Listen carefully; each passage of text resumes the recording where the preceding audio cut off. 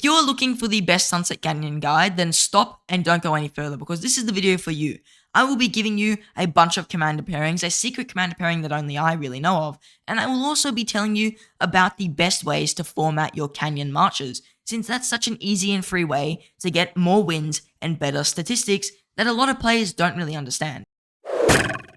Starting off with the rewards, Sunset Canyon has two types of rewards. You've got your daily rewards and your season rewards.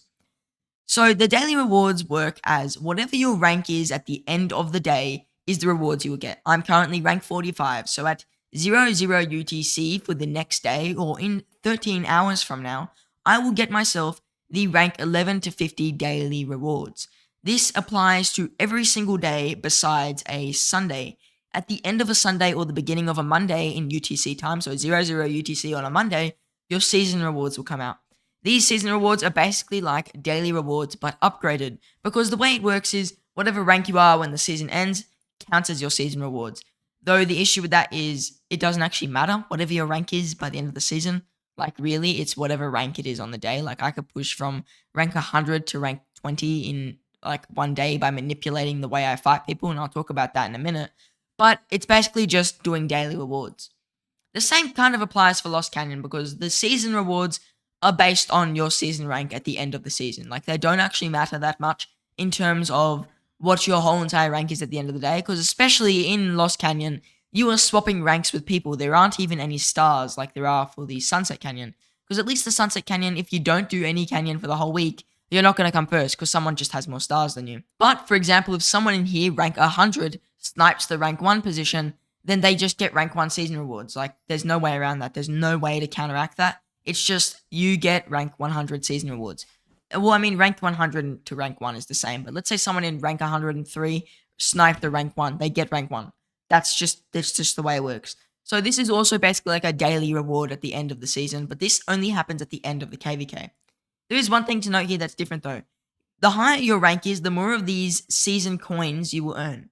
So the way that these coins work is the more of them you earn, the more things you can purchase in the Lost Canyon shop. Now, you're looking at the Lost Canyon shop and you're probably thinking, wow, this is the most underwhelming shop I've ever seen. And you'll be correct in that assumption. This is an absolutely useless shop, to be fair. The only thing they've got going for them is that iconic crystal, but that costs 20,000 total coins, and you will have that by sitting in E rank the whole entire Lost Canyon. Like, it's super, super easy to get. Also, Call of the Loyal is a pretty good blueprint for new players. Peter's Sickle is useless. The infantry blueprints aren't too bad, but they're not too good either. Like, for the most part, they're not bad, especially Eternal Night can be useful. But other than that, they're not that amazing. Avatar Frame's useless, and then everything else is stupidly overpriced. 25,000 coins for a blue material, that's not even a choice chest, rip off. 50,000 coins for a dazzling starlight sculpture, rip off. So you can see that there's not much good value in this shop for the most part, but this shop is more reliant on your overall rank, because if you're overall high in terms of the canyon ranking, you're going to earn more of these coins over the time that you're that high rank, so you can purchase more things for what that's worth. Now let's just get into the way you format your marches. So there are, according to a few people, two formations. There is your bottom formation, which is where you put the bulk of your marches at the bottom, and one march in the top off lane. And then you've got your top formation, where you put the bulk of your marches in your top lane, and you obviously still have your one march in the bottom lane. So the way that this works is you're going to really be doing this depending on where you want your area of effect damage to swing. If you have your marches defending in the top lane, they're going to swing upwards like this. So if you have an area of effect commander in the top lane, they're basically going to go like that, and they're going to attack from this angle. If you have an area of effect commander in the bottom area of the top lane, they're going to attack like this and attack on this angle again. So that's one thing to note when you are running a top lane formation. There's also the bottom lane formation. This is the same thing, except now your troops are at the bottom, and the difference here is if you're defending, they're going to swing upwards like that instead of swinging downwards like that. So the difference here is you're going to angle your area of effect damage differently, and that's the most important thing.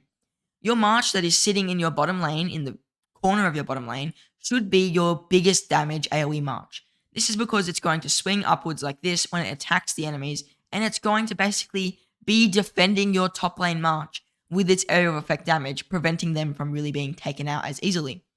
Another thing to note is your march right in front of your top lane march should be your tankiest march. So I should have my Boudica there, because she will be the one that's taking the bulk of the force, since most people have their 4 tanky marches on the opposite side for you. That means they're going to swing down like this and attack the Boudica. That means the Gilgamesh may get attacked by one march, but usually it just runs straight forward into the enemies and deals as much damage as it can. That's when the Henry will swing in on top of your enemies, and he will use his AoE damage to pretty much destroy everything above him. Then your bottom two marches really don't matter as much. I usually recommend having a debuff march here, or a march that's just really high DPS. But if you're running an offensive formation, instead of having your troops in the bottom here, you'll have your troops in the top. This is because it's going to be the opposite. That means when you attack them, your AoE will swing downwards, and then you'll be able to defend your offlane march. Once again, you want your march right here to be the tankiest, since they are going to take the bulk of the impact from the enemies. So that means your marches should swing in like this, and then that will be able to give you AoE for your offlane march, which will be dealing either debuffs or damage or something like that. Obviously, you're still keeping your tankiest march here, and I really do recommend if you have a Constantine to put him in that bottom lane in the front right there. Now, I'll show you what this looks like in a replay. Let's set my canyon up to how I would usually set it up. For some reason, it is set up a bit wrong. I think it's because I did Lost Canyon recently, but he is a good example of a off-lane bottom formation versus a top formation. So if we do the battle, you can see I actually won that. And he definitely had better commanders overall, like he had a lot more expertise commanders. But I think that the formation was really what helped here. So now here's the replay of what happened, and you're going to see what I mean where my AoE marches swing down. So they go and attack. This would usually be his offlane march, and you can see my Henry swung down, and he's going to be dealing as much AoE as he can to these enemy marches as the Gilgamesh is taking the bulk of the impact. This is because his Saladin did distract the rest of my marches here, and it kind of pulled them towards the Saladin, causing them to basically get destroyed in the way that they ran into the enemies. But for the most part, the Henry's AoE was actually protecting the Gilgamesh. If I had a stronger march there, it wouldn't have died as quickly, and Henry's AoE would have continued to get more incremental value. You can see they instantly swung up and hit the Boudica, which is where your most tanky march should be, as that's how the AI works. It will swing back upwards and usually attack your most tanky march, which will probably still be hitting your enemies. Then they will attack the AoE, and then it's your last two commanders, which is where your debuffs really should be, because that's where the bulk of your damage is going to come from, your debuffs. So you can see right there, that's why you make your Canyon lineup the way that it is. Now let's discuss commanders for Canyon. So there's a really big standout in the infantry class, since a lot of them are the tanky commanders. And the best commander in Canyon at the moment, by far and away, is Constantine. If you look at Constantine's 4th skill, he gains a healing factor of 15,000. End of his skill, that's all you need for the Canyon really. That skill is stupidly powerful. It basically takes him from 50% back to max troops for a Canyon. That is insane. You're basically going to go from being not so high in troops to being the tankiest commander, and Constantine is buffing your troops for what that's worth, giving the opponents a debuff as well. So for the most part, it's a fairly nice thing to have on a commander, and I think Constantine is the best Canyon commander. Along with that, you've got commanders like Richard. I think Richard is obviously very tanky because he does a lot of healing. Richard's main skill is just healing, so having a Richard is also very nice. And then having a shielding commander, either Alex or CPO or even Charles Martel, is really good as well. So what I really do recommend is probably a Constantine with a Mulan, then running a Richard with either a CPO, a Guan. A Guan is really good for the debuffs, or running a Richard with like a Charles Martel or an Alex if you just want even more tankiness, and you run a Guan with a CPO just for that the debuffs.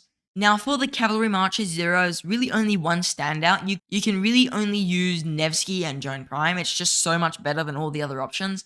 Another option, I guess, is Nevsky Attila or Attila Takeda, purely because that is very tanky, but then again, you are losing out on the massive damage of a Nevsky and a Joan Prime.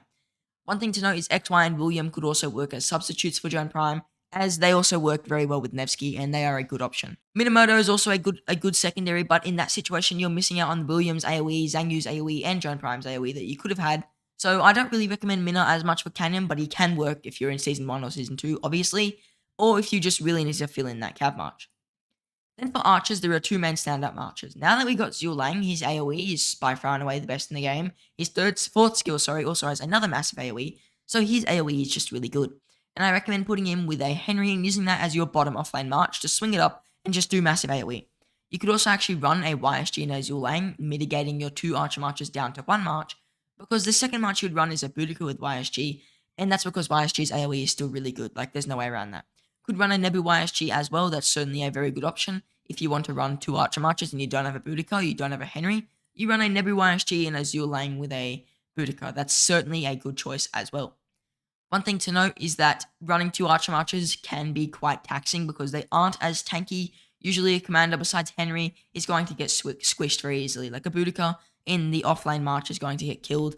a Boudica in that corner march is going to really get destroyed. So keeping that in mind is very important when you are running a Canyon loadout.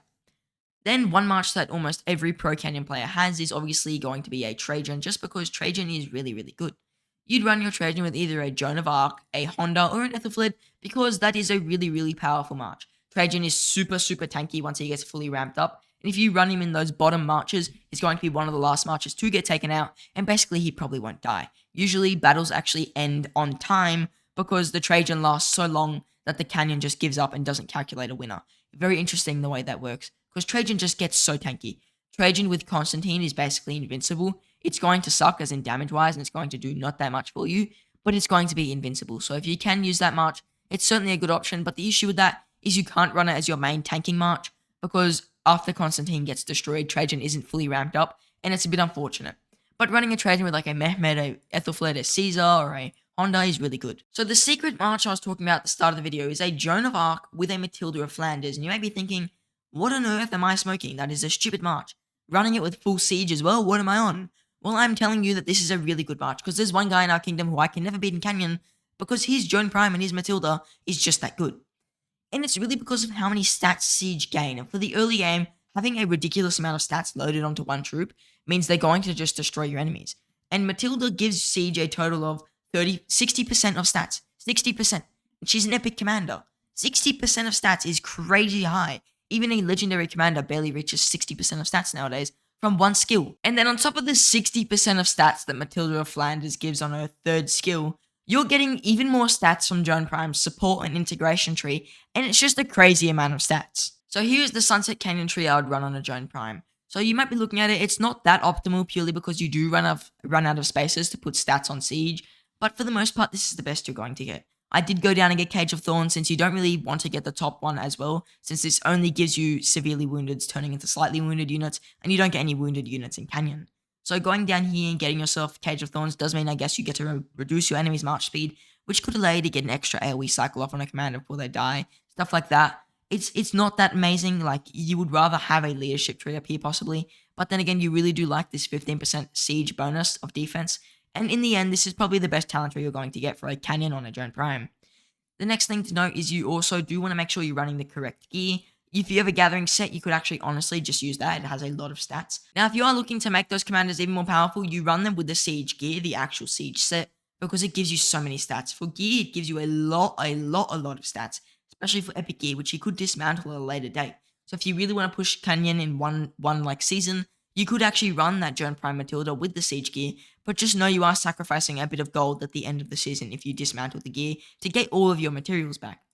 Then again, this is a really easy set to obtain because you do get it from your crystal chests, and it's very, very powerful. Now, the last thing I will discuss is manipulating your Canyon rank, and the best way to do this is to purposefully lose to someone you know you can beat. This is a very, very scummy tactic, I'm warning you right now, but the way you do it is, let's say you go into this person, I want to fight this person, and I know I can beat them very easily just looking at their commanders. What you do is you purposely lose to them.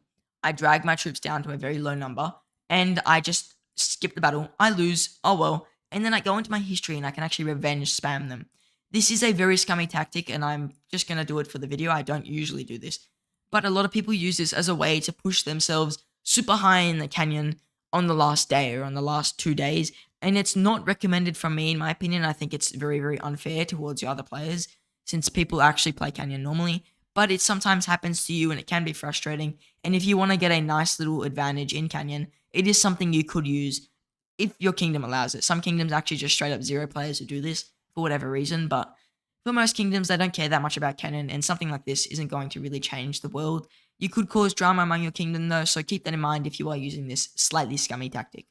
That is the best way to manipulate your Canyon rank though. You could also fight your own farm, I guess, and that's not really as scummy since it is your farm instead of someone who you're pushing down in the ranks for what? Nothing. So stuff like that is something to keep in mind when you are doing this tactic. And really, you probably won't need to do this as long as you followed some of the advice I gave you and you work towards getting some better commanders. You don't even need those meta Sunset Canyon commanders, because really in a kingdom, you'll have like 1 or 2 people who have those really meta commanders. Like Constantine is a very rare commander to see nowadays. Like no one really uses him. Now, if I brought you some value in some way, or you even learned something just interesting and new, please consider subscribing to the channel because I want to get 1,000 subscribers by the start of June. We're only 20 subscribers away at the time of this recording because you guys have been killing it. Also, I just want to mention that I will be starting an all Siege restart account in June. It's going to be absolutely insane, and it's going to be the only all Siege restart account ever made. I don't think anyone in the game runs only Siege units, and I'm doing it because I'm a madman. Now, if you enjoyed this video, I just want to say I thank you for watching, and I hope to see you in the next one.